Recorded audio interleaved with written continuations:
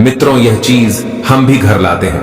भगवान कृष्ण दौड़े चले आएंगे, राधा रानी प्रसन्न हो जाएंगी, बिन पूजा पाठ के फल प्राप्त होगा। भगवान कृष्ण होते हैं प्रसन्न। यह चीज घर लाकर वे सदैव आपके घर में स्थान बना लेंगे। आप हमारी वीडियो का टाइटल देख चुके हैं कि श्री कृष्ण जन्माष्टमी के दिन ले आना यह 5 चीज रंक व्यक्ति को भी राजा बना देगी। तो इस वीडियो को ध्यान से देखिए, ध्यान से सुनिए। अगर आपको समझ में नहीं आए तो कमेंट बॉक्स में कमेंट करके पूछ सकते हैं। कोई भी परेशानी, कोई भी समस्या हो, आप जिससे जूझ रहे हैं तो कमेंट बॉक्स में पूछे हमारे द्वारा या हमारी टीम के द्वारा, बिल्कुल ही उसकी मदद की जाएगी। दोस्तों, भादो माह के कृष्ण पक्ष की रोहिणी नक्षत्र में भगवान श्री कृष्ण ने जन्म लिया था। और कहा जन्म लिया था तो मथुरा की जेल में, और इन्होंने अष्टमी तिथि को जन्म लिया था। इसलिए जो अष्टमी तिथि है, भादो माह की रोहिणी नक्षत्र की इस तिथि को आज हम जन्माष्टमी मान करके भगवान श्री कृष्ण जी की पूजा करते हैं। तो इस साल श्री कृष्ण की जो जन्माष्टमी है, जो भगवान श्री कृष्ण का जन्म उत्सव है, वह 26 अगस्त को मनाएंगे। हिंदू पंचांग के अनुसार भाद्रपद माह के कृष्ण पक्ष की अष्टमी तिथि की शुरुआत 25 अगस्त 2024 दिन रविवार को रात 3:39 पर होगी। वहीं इसका समापन 26 अगस्त 2024 दिन सोमवार को रात 2:19 पर होगी। ऐसे में जन्माष्टमी 26 अगस्त को मनाई जाएगी। तो ऐसी कौन सी चीज है जिन्हें श्री कृष्ण जन्माष्टमी के दिन घर में खरीद करके लाना चाहिए, जिससे हमारी आध्यात्मिक उन्नति हो, हमारा घर धन धान्य से परिपूर्ण बना रहे। जिस प्रकार तेरस तिथि को धनतेरस तिथि होती है, उस दिन बहुत सारी चीजों को घर में ला करके रखने से हमारे घर में धन दौलत की बरकत होती है। आपने देखा होगा जो धनतेरस है, इस दिन धनिये का बहुत ही ज्यादा महत्व होता है। धनतेरस तिथि दिन जो भी व्यक्ति अपने घर में धनिया खरीद करके लाते हैं और धनिये का छिड़काव पूरे घर में करते हैं, या फिर उस धनिये का पूरे घर में छिड़काव करने के बाद उसे मिट्टी में डाल करके बुवाई कर देते हैं, जैसे जैसे धनिया आना शुरू होता है तो व्यक्ति की आध्यात्मिक उन्नति होना शुरू हो जाती है। व्यक्ति के घर में धन दौलत तेजी से आना शुरू हो जाती है। ठीक उसी प्रकार श्री कृष्ण जन्माष्टमी के दिन भी कुछ ऐसी वस्तु है जिन्हें घर में ला करके रखा जाता है, घर में ला करके खाया जाता है, घर में ला करके भगवान श्री कृष्ण को चढ़ाई जाती है। तो आज मैं आप लोगों को 5 ऐसी वस्तु के बारे में बताऊंगा जिन्हें श्री कृष्ण जन्माष्टमी के दिन कोई भी व्यक्ति, ध्यान से सुनिए, श्री कृष्ण जन्माष्टमी के दिन कोई भी व्यक्ति इन्हें लाकर के भगवान श्री कृष्ण को समर्पित करते हैं तो ऐसे व्यक्ति की 7 जन्मों की दरिद्रता, ऐसे व्यक्ति की कैसी भी परेशानी चल रही हो, बुरे समय को, सारी परेशानी को भगवान श्री कृष्ण स्वयं हर लेते हैं। सच्चे दिल से वीडियो को लाइक करें, कमेंट में लिखें जय श्री कृष्ण। तो श्री कृष्ण जन्माष्टमी के दिन कौन सी ऐसी चीज है जिसे घर में ला करके रखना चाहिए, जिससे भगवान श्री कृष्ण की कृपा प्राप्त कर सकते हैं। भगवान श्री कृष्ण को संसार के धन का धनपति कहा जाता है। यह मित्रों, जो धन देने का अधिकार केवल लक्ष्मी माता को है, लेकिन किसके भाग्य में किसे कितना धन देना है, यह अधिकार भगवान श्री विष्णु जी को है, और विष्णु जी भगवान श्री कृष्ण के स्वरूप है। भगवान श्री कृष्ण आज भी जागृत अवस्था में आपने देखा होगा, पुरी में भगवान श्री कृष्ण का हृदय रखा है। जो जगन्नाथपुरी है उसमें भगवान श्री कृष्ण का हृदय रखा है। भगवान श्री कृष्ण आज भी जागृत अवस्था में है, जागृत रूप में है।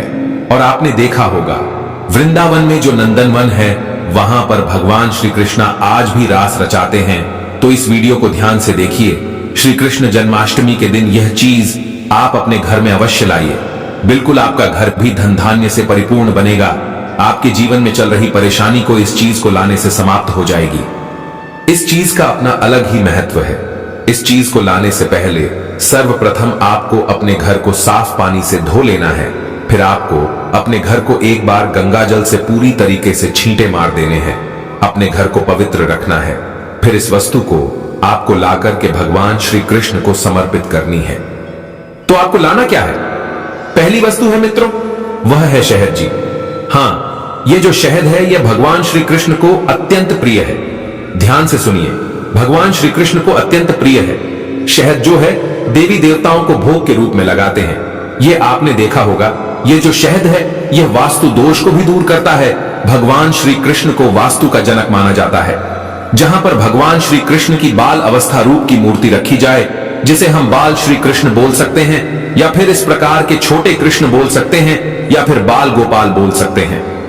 तो जहां पर बाल गोपाल की मूर्ति हो, इस प्रकार के मूर्ति को अगर शहद से स्नान करा दिया जाए, ध्यान से सुनिए, इस प्रकार की मूर्ति को शहद से अगर भगवान को स्नान करा दिया जाए, अभिषेक करा दिया जाए, और इस शहद को अगर कोई भी व्यक्ति थोड़ा थोड़ा खाना शुरू कर देते हैं या फिर इस शहद का छींटा अपने घर में मारते हैं, तो यह घर के वास्तु दोष को समाप्त करता है। अगर व्यक्ति के जीवन में किसी भी प्रकार का दोष लगा हो, उस दोष का भी भगवान श्री कृष्ण निवारण करते हैं। इस प्रकार के दोषों से भगवान श्री कृष्ण उसे बचाते हैं, और जिस स्थान पर भगवान श्री कृष्ण को शहद से नहलाया जाता हो, वह स्थान, वह घर तीर्थों के समान हो जाता है, वह घर पवित्र हो जाता है। उस घर में साक्षात लक्ष्मी आती है, उस घर में कभी भी अन्न धन की कमी नहीं होती।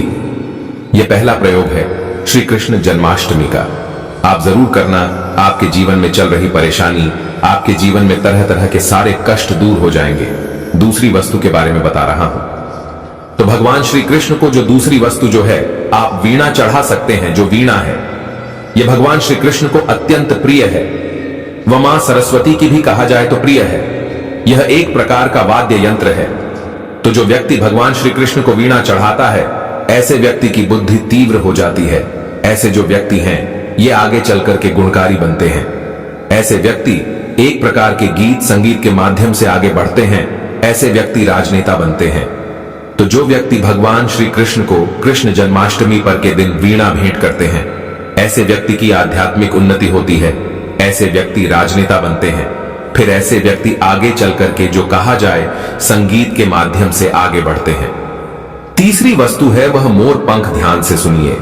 जो मोर पंख अगर कृष्ण जन्माष्टमी के दिन मोर पंख अगर आप ला करके भगवान श्री कृष्ण को समर्पित कर देते हैं, तो मोर पंख को बहुत ही पवित्र माना जाता है। यह घर में सकारात्मक ऊर्जा को बढ़ाने का काम करता है। घर में नकारात्मक ऊर्जा हो, उसे समाप्त कर देता है। भगवान श्री कृष्ण अपने मुकुट में स्वयं मोर पंख धारण किए हुए हैं। तो एक काम करना, श्री कृष्ण जन्माष्टमी के दिन मोर पंख अवश्य खरीद करके लाना, भगवान श्री कृष्ण को समर्पित करना। इसे श्री कृष्ण को समर्पित करने के बाद इस मोर पंख को आपको अपनी तिजोरी में रख लेना है। तो यह आपके घर में धन धान्य की बरकत करेगा। अगर मोर पंख को सादे पानी से नहला करके अगर इस पानी के छींटे घर में मारेंगे, तो आपके घर में जितने भी वास्तु दोष है वह समाप्त हो जाएंगे। क्योंकि मोर पंख को वास्तु दोष समाप्त करने वाला कहा जाता है। मोर पंख से, जिस घर में मोर पंख से छींटे मारे जाए, या फिर मोर पंख के पानी से जिस घर में छींटे मारे जाए, स्नान कराया जाए, तो उस घर में साक्षात लक्ष्मी निवास करती हैं। उस घर में साक्षात लक्ष्मी आ जाती है। जिस घर में लक्ष्मी आ जाए, जिस घर में भगवान श्री कृष्ण का छोटी सी बाल अवस्था मूर्ति रखी है, वह घर बिल्कुल अन्न धन से भर जाता है। चौथी वस्तु बता रहा हूं, जिसे श्री कृष्ण जन्माष्टमी पर अवश्य ही लाना चाहिए। तो हमारे धर्म शास्त्रों में भी बोला जाता है।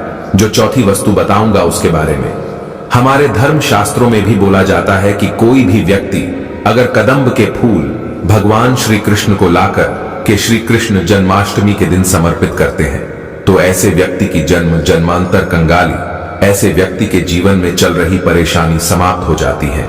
क्योंकि भगवान श्री कृष्ण ने स्वयं कदम्ब के वृक्ष पर बैठकर के बांसुरी बजाई है। कदम्ब के वृक्ष को बहुत ही उत्तम वृक्ष माना जाता है। चाहते तो भगवान श्री कृष्ण पीपल के वृक्ष पर बैठकर के बांसुरी बजा सकते थे, लेकिन उन्होंने ऐसा नहीं किया।